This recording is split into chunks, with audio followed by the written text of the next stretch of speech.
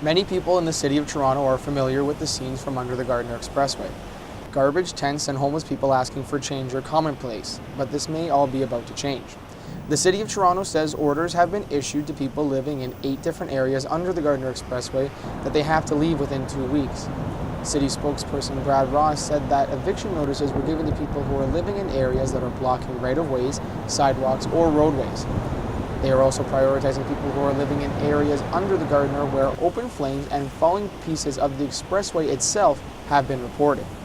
The city says it is unsafe for people to be living under the Gardiner, but its residents have a different view. Many homeless people feel that the alternative of living on the streets, which is a shelter or respite center, is the worst of the options. They say that the shelters are crowded and oftentimes fellow residents don't get along and will get into fights or steal from each other. So they take their chances on the streets, and many find themselves under the Gardiner with at least some sort of a roof. Even with the chance of falling debris and concrete chunks of the expressway itself, they feel it's the best option, all things considered. We spoke to a man who would not give his name.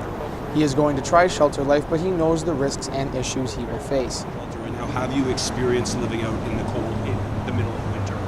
Yeah, I got frostbite from it. It froze my hands and my feet, so I do find the shelters better. Overall, the city has tried to evict the homeless from under the Gardiner many times before, and if they do manage to get them to leave, they end up returning shortly after. The city will need to make better living arrangements for the homeless, or these scenes from under the Gardiner won't be going anywhere anytime soon. For Say News, I'm Cesare Wallace.